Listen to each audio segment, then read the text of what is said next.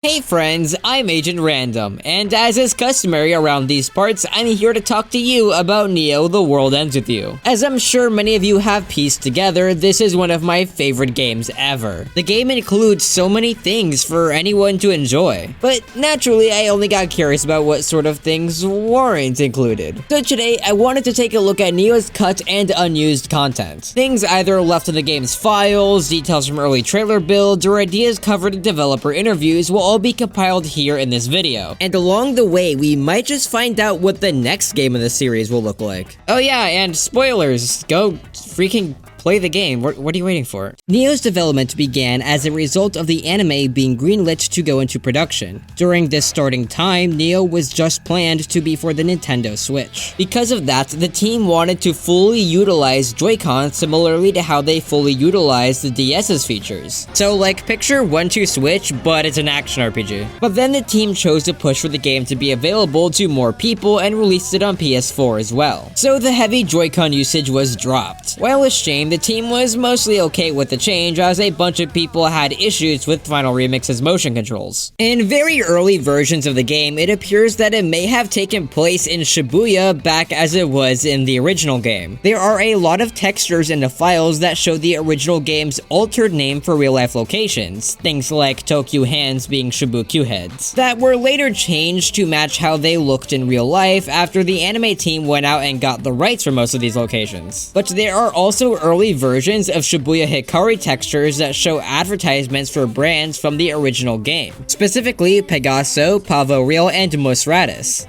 in varying quality levels. There also exist sprites for the old 10-4 logo, and that logo is also used in the game's concept art, but the new brands are also shown there. Although it is possible that this concept art reflects how Shibuya looked in late 2018 or early 2019, which would have been about the point where Neo was being developed, but the new logo for the 109 building had not yet been revealed. But it still does look like at one point in time more of the old brands would have returned. When the game was first revealed via a countdown website, a little Final Remix fakeout played before the trailer. But the background seems to be from Neo's early days, as it had brand logos for D+B and Wild Boar, which both did not make it to this game. Supposedly, earlier versions of the game also had a completely different version of Miyashita Park, as when development had started, the location had not yet been renovated to what it looks like now. So the team built Miyashita Park based off what they thought it was going to look like, only to find out that they were way off the mark and had to quickly remake it all. That must have been a fun weekend. When they were originally designed, Ayano and Kanon had swapped roles. Ayano was going to be the older sister to the players, and Kanon was going to be a Reaper. Well, not necessarily Ayano and Kanon the characters, but at least their designs were going to be used for the other's role. However, they swapped early in development, but I can't help but feel like there's still a remnant of that in the final game. Ayano's noise form, Iris Cantus, looks a lot like Kanon. It's got Kanon's color scheme, Kanon's lipstick, and unlike Sugumi or Suzukichi's noise form, it doesn't really share any design similarities with Ayano, except maybe the floral pattern? I feel like this noise may have been designed before that swap was done, and then they just decided to not change Iris Cantus to reflect the new character design. In the reveal trailer for the game, we see Rindo scanned, but visually it looks a little different than the final product. Specifically, there are a bunch of generic interjections like wow, and OMG floating around. In the final version of the game, they were replaced with strings of text from actual thought fragments. As for those thought fragments themselves, the game's files have an early tutorial that shows an early version of them, which visually looks different than the final product. Additionally, we can see in early screenshots that the player pin was at one point used in Neo's Reaper's game before being changed to the Reaper pin. Also, there's an icon on the HUD for the menu that uses a little silhouette of Rindo. But going back to that tutorial screen, there are actually a bunch of those floating around in the game's files. And they show that Rindo's name was originally going to be translated to Lindo. We can see beta threads where a few small details were modified. The icon for headwear used to be a head instead of a hat, and the icon for accessories used to be a ring instead of a watch. As you probably expected, stats, abilities, and item descriptions are all different than in the final product. We also get to see very placeholdery versions of the pins. Since many of the pin designs were outsourced or done by different staff members, it doesn't look like they were all done for this build of the game. game. So for some of these, it looks like they just ported in the pin icons from Final Remix. I don't think that they were actually planning on bringing all of these pins into the final game, as Beta Pin 001 uses the icon for Jupiter of the Monkey pin Onikiri from the original, but is labeled as Burning Blade from Jolly Beckett. This Burning Blade pin isn't in the final game, and Jolly Beckett isn't the first brand listed on the pin list. That would be Topo Topo. The pin over here is in the same boat, and it uses the icon for OG pin 194 Lazy Bomber, but these two pins aren't in the original game. This one at least is a recolor of pin 22 Cutie Beam. If we assume that this is a force round psych like Cutie Beam, then it could also be inferred that the mystery pin over here is a massive hit type psych, since the game tends to portray certain psychs with certain characters in trailers and stuff. Rindo is associated with shockwave like pins, which is what Burning Blade appears to be. Fret is associated with force rounds, and Show is with massive hit. And this pin is equipped on Show. Once again, in the reveal trailer, we see a puzzle that is not used in the final game. Judging from how this puzzle is done to Hachiko, and that only Rindo and Fred are seen talking about it, I'd guess that this was an earlier version of the first puzzle that this Reaper gave to us on day 1 just before we met Show. I'm gonna be real with you, I've never had any clue how this puzzle was supposed to be solved, but judging off of Rindo's dialogue, there were probably more images in this puzzle that we just aren't shown. The game has a number of unused voice lines in its files, most of which are generic dialogue grunts. Like Joshua has his own library of them, for example, even though he never appears in a scene without full voice acting. Has similarly hosts a number of lines that are also unused, as Has doesn't appear a ton in the game. There are also a couple of other miscellaneous lines, like ones of Neku and Beat addressing Fuya. I don't think that things like that are necessarily signs that Neku and Fuya were ever going to cross paths or that Joshua was going to appear in more scenes, but more likely is that the recording studio made these happen as a just in case, so that they didn't have to go and get the voice actors back in to record a couple of additional lines. Similarly, there are overworld models in the game for Shiki and Joshua, but they aren't ever used. Again, probably not necessarily planned to be used, but made just in case they ever did need to. And hey, if Neo ever gets DLC or something, they could be thrown in there, who knows. But there is one really interesting group of voice lines with Uzuki. She has a group of voice lines for her noise form, which isn't in the final game at all. Don't arg! Let's get it over with!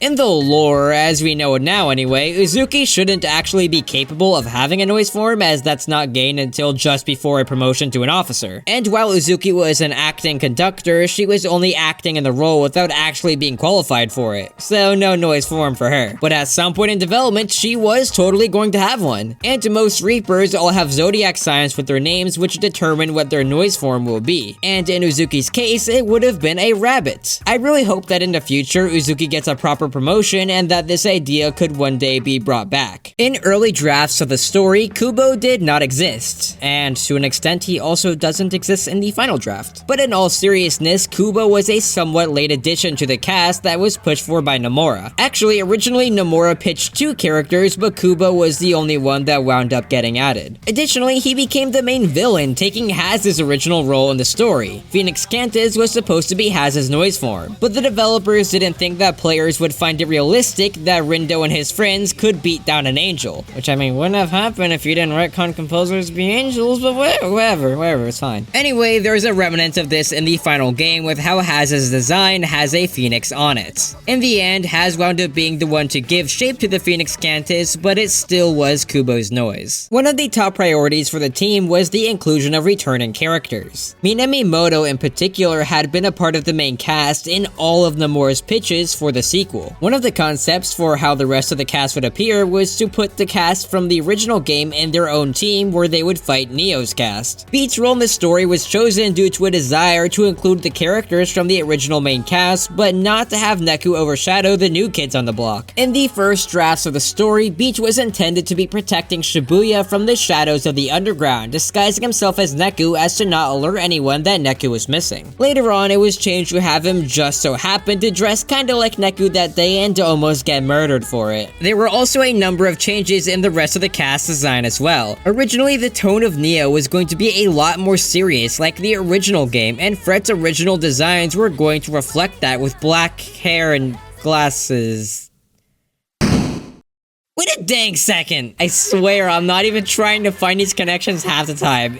It just happens. I can't escape it. Anyway, the writers later decided that a more lighthearted script would be just fine, and Fret's design was also changed to what it is in the final game. Nagi's beta designs were also affected in a similar way, and one of those designs even gave her Tomonami's sword, which still remained as a thread item in the final product. Neku supposedly went through tons of revisions where the team tried to make sure that he and his coats didn't blend in too much with either beat or show. Originally, he was going to keep his headphones, which I probably would have taken as confirmation that he did totally keep wearing them through a new day, contrary to the ending of the main story. Susukichi's original design was more business-like, similar to the other Shinjuku Reapers, but that was changed when the writers decided to make him a player. Also, Joshua was briefly considered to use his adult form from the end of the original game, but it was decided that his age should match Neku instead. This next one's kinda speculatory, as the developers never really properly comment on it, but in the guidebook there are a number of screenshots with young Neku in his original design running around Shibuya as the main playable character. In these screenshots, we see Sho in his original design talking to Neku in what is described to be an early proposal for the animation panels used in the game's cutscenes. Roughly translating Sho's dialogue here doesn't seem to add very much context aside from the fact that they're at a wall they cannot cross. If I had to guess, this looks to be a follow-up to what was teased at the end of A New Day. Sho and Neku were partners in the Reapers game. Another screenshot shows the two fighting Tsugumi as Gruus Cantus. Or at least I think that's Sho, it's kinda hard to tell. I also know that Gruus Cantus isn't shown in these images, but it is put together with her concept art. I'm really curious about what this story would have played like. The devs have expressed interest since the start of Neo's development that The World Ends With You as a series would reflect the current day culture and that it would have a new main cast. But a lot of these beta materials suggest that at least part of the game would have been a more direct follow-up to the original game. I wonder if these scenes potentially portrayed a tutorial or a first act for Neo. And then when things really began, you would start with the new cast? I'm just speculating. Maybe at this point in time, this game really would have just been Neku's journey too. And finally, there's Tsugumi, the face of what could have been. Most of our info about her original role comes from Nomura, who's pretty notorious for wording things really strangely. He says that Tsugumi was originally created to be the heroine, but Shoko later wound up becoming the heroine instead. Personally, I don't think this means that Tsugumi had Shoko's role originally, at least not at her inception. Tsugumi was the first thing created to gate us to A World Ends With You 2. I think it's far more likely that had the original World Ends With You 2 projects actually been developed, Tsugumi would have been that story's protagonist. Or maybe she could have even been a partner if the whole game was really going to focus on Neku. But when writing out Neo's story, the writers had a totally new direction in mind, and the payoff for Tsugumi's setup in Solo and Final Remix had to be kinda awkwardly shoved in. At least that's how it came off to me. But interestingly, the developers keep consistently mentioning that while Tsugumi didn't end up being the heroine of Neo's story, she is still the heroine of the Shinjuku half of the story. That they also like to emphasize that they haven't shown us yet. And they consistently talk about how they still want to tell that story. If it's not obvious enough, it seems like the next World Ends With You project will be about that story. I'm sure that they still have those OG Neku and Sho models from the beta lying around, and this would be a good time to use them. This story would almost certainly take place within Shinjuku. Shinjuku was originally considered to be the main setting of Neo before the devs chose to return to Shibuya instead. I've said before in another video that while I do want this story to get explored, I hope it's in a DLC-like side story rather than its own game. But beggars can't be choosers, I guess. Tsugumi desperately needs the time to shine, and I'd be happy any way we got to see that happen. And if I may go on a slightly off-topic tangent for a little bit, recent developer interviews have said that if fans continue to show their support, then we might see another game in the future. Which, besides the "what do you think I'm doing by making this video" aspect of that, I think that there may be more to what they're saying here than we first realize. Recently, I've gone through just about every interview with the World Ends With You team that's ever been published, and most of them eventually get to the topic of future installments. In interviews for the original game back in about 2007 or so, the developers only ever mentioned a sequel sequel if they brought up something that they wish they had done better in the first game. When directly asked about a sequel, their responses would range from, "It's probably not gonna happen anytime soon," to, "If we meet our sales expectations, then we'll talk." But come Final Remix, the developers were singing a very different tune. Remember, by this point they all knew that the series was going to have a resurgence in a few years with another game, an anime, and a potential Kingdom Hearts tie-in. But of course, they're not actually able to tell us that yet. However, in hindsight, it's pretty clear what the real meaning behind some of their statements at the time were. They would now go often out of their way to bring up the potentiality of a sequel, and what sort of things that they would want to include in it. There would be moments where director Tatsuya Kondo would go out of his way to discuss his self-insert, Kendoi, and mention that if he ever made a second game, then he wouldn't be running a ramen shop anymore. And then chose to add, for seemingly no reason, that he had been really into curry recently before giving a little laugh. And 3 years later in Neo, we learned that Kendoi is now running a curry shop instead of a ramen one. Tetsuya Nomura ended one of his Final Remix interviews with a seemingly random ad for Kingdom Hearts 3, where he told World Ends With You fans that they should probably finish up with Final Remix before the release of Kingdom Hearts 3, before giving a little laugh. And of course, Kingdom Hearts 3 wound up having a World Ends With You reference in its secret ending. Throughout these interviews, they were often still directly asked about a sequel, and even though they knew one was coming, they couldn't actually say that. So all they could really do was tell us to stick around just a little while longer. And they did that by telling us that if we continued to stay passionate and show our support, then surely we'd see a new game. So yeah, the team had a very different attitude after the DS game when they knew there was no second game in sight, compared to Final Remix when they knew that the next game was just a few years away. One has no ideas for a sequel and an acknowledgement of the slim chance of getting one soon, while the other likes to bring up all of the things that they're planning on doing in the next game while telling us to keep our support up. So which one of these attitudes do the Neo interviews more closely follow? Well, as I had illustrated with Sugumi's scrapped storyline, the devs kept telling us that they still want to tell that story. And sometimes we even get the more direct teases, like with Kondo and his affinity for curry. Nomura went out of his way to end an interview by bringing up that if they made another game, then it would for sure take place in a new city. And then he offhandedly mentions that maybe it should be set in Setagaya before giving a little laugh. And when they're directly asked about a sequel, they tell us those same words. If we continue to show our support, then a new game will surely follow. The words that they chose to use when they weren't able to tell us about a new game but wanted to keep us optimistic.